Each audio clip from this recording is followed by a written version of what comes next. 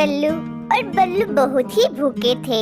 वो भोजन के तलाश में इधर से उधर घूम रहे थे, परंतु उन्हें तो खाने के लिए कुछ भी नहीं मिला। फिर ऐसे ही चलते चलते थक हार कर वे एक पेड़ के नीचे बैठ गए। फिर वहाँ एक चमत्कार होता है। वहाँ एक जलपरी अचानक से प्रकट होती है। उसे देखकर बल्लू और कल्लू तो डर ही जाते हैं। अचानक से आप यहाँ कैसे प्रकट हो गई? बालक, डरो मत, मैं एक जलपरी हूँ। मेरे पास जादू या शक्तियाँ हैं। मैंने देखा कि आप बहुत भूखे हो। मैं हमेशा मुसीबत में रहने वालों की मदद करती हूँ। तो बहुत ही हम जादुई जलपरी जी। सुबह से हमने कुछ भी नहीं खाया। वो सामने पहाड़ों के पास एक जादुई तालाब है। उस तालाब के पास एक पेड़ है। उस पेड़ का एक पत्ता तोड़कर उस तालाब में फेंक दो।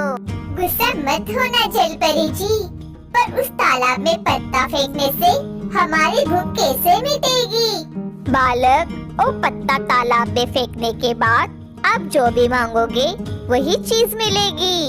और अगर कोई आदमी लालच करेगा तो उसे कुछ भी नहीं मिलेगा, और मिलेगा तो भी उसे वह सब कड़वा लगेगा। इसलिए ज्यादा लालच नहीं करना।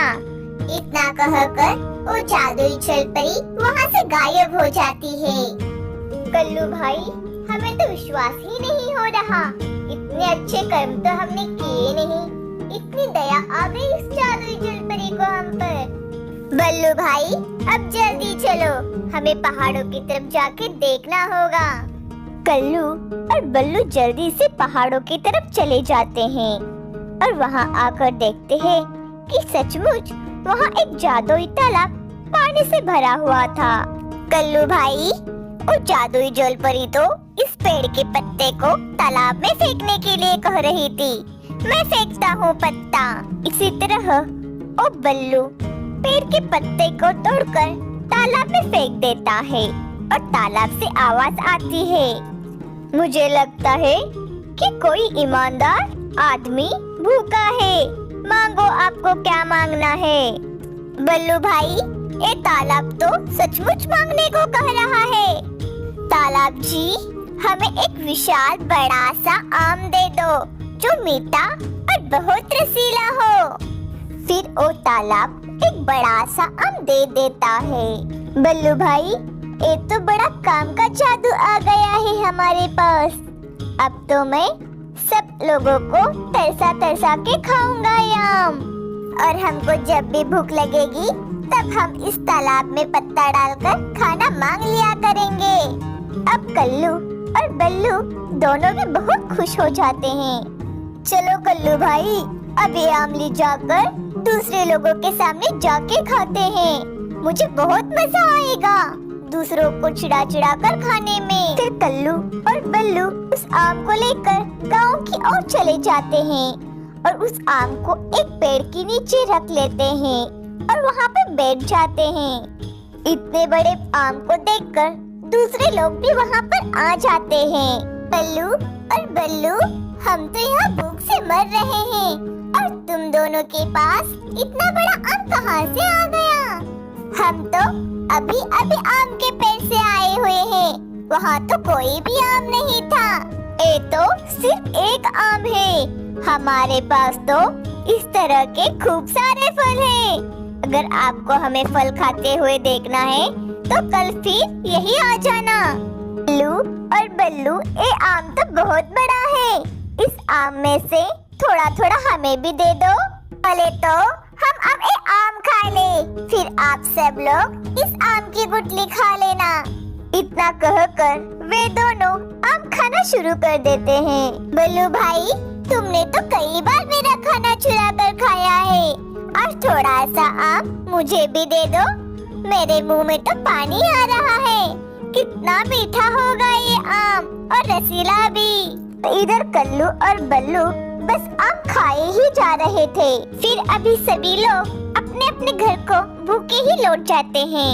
कल्लू भाई, मुझे तो बहुत अच्छा लग रहा था जब वो सब लोग मुझे आम खाते हुए देख रहे थे। अब तो हम रोज उन्हें दिखा दिखा कर ऐसे ही जादुई फल खाया करेंगे। अब इधर जंगल में रात हो जाती है और दीनू भी आज भूखा ही सोया हुआ था। आज तो मन्नू भी दीनू के घर ही सोया था। दीनू, दीनू मुझे पता है कि आप भूखे हो। उस लालची कल्लू और बल्लू को मैंने ही वो फल दिया था, परंतु वो कल्लू और बल्लू तो बहुत लालची निकले। उसने आप में से किसी को भी वो आम नहीं दिया। आप सब वहाँ पहाड़ों पर जाओ, वहाँ एक तालाब है। उस तालाब के पास एक पेड़ है। उस पेड़ से एक पत्ता तोड़कर फेंको, फिर उससे आप जो भी मांगोगे वो तालाब आपको देगा। मुझे तो वो आम खाना है।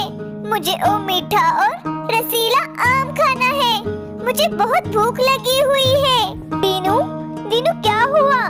कौन सा आम खाना है तुम्हें? कल्लू और बल्लू का आम तो अब हमारे सपने में भी आने लगा है। दीनू अब जाग जाता है। मुन्ना भैया, मैंने आज एक सपना देखा। मैंने देखा कि पहाड़ों के पास एक बड़ा सा तालाब है।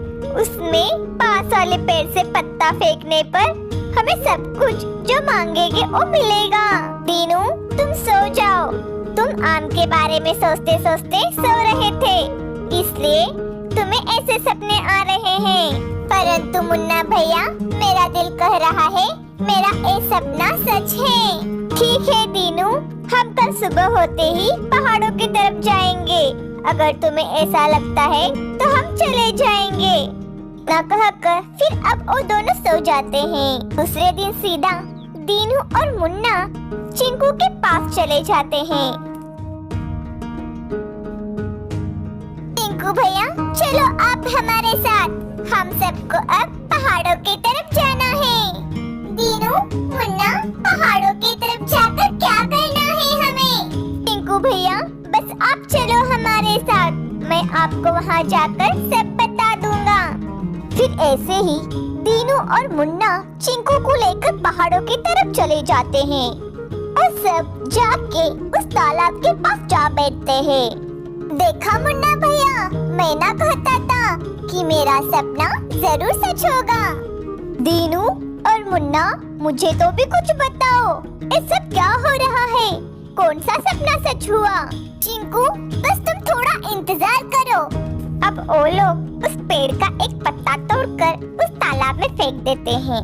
पत्ता फेंकने से ही उस तालाब में से आवाज आने लगती है। कोई ईमानदार इंसान भूखा है, मुझे पता चला है।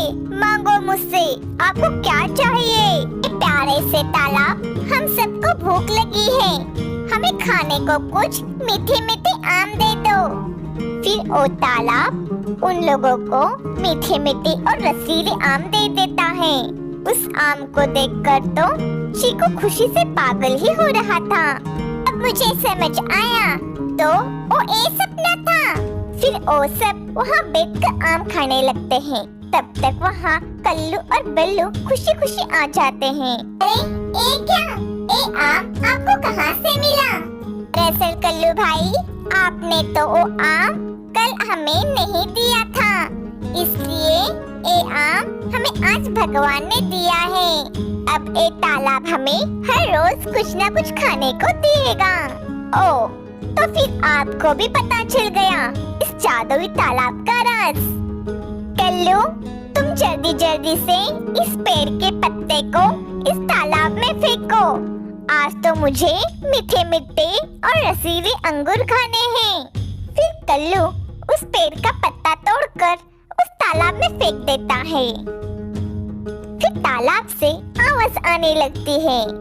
सच्चे और ईमानदार इंसान, क्या चाहिए आपको?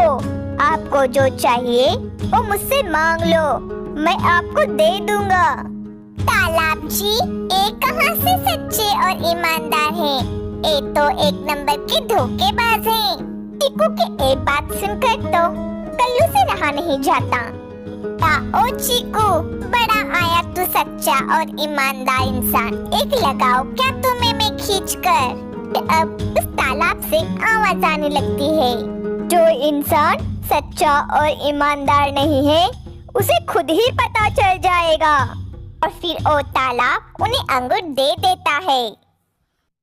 देखा ओ बुरे चीकू, मेरे तालाब भैया जी ने मुझे अंगूर दे दिए हैं। तुम्हारे जोसेफ की बातों को नहीं मानते मेरे तालाब भैया। बल्लू मेरे भाई, ये अंगूर तो बहुत कड़वे हैं। क्या ये अंगूर कैसे कड़वे हो सकते हैं? फिर कल्लू वो अंगूर खाने लगता है। ये अंगूर तो सचमुच कड़वे हैं, ये कैसा हो सकता है? यही तुम्हारी सजा है कल्लू और बल्लू। तो कैसे आप आम हमें दिखा दिखा कर खा रहे थे, अब मिली ना आपको फिर सजा।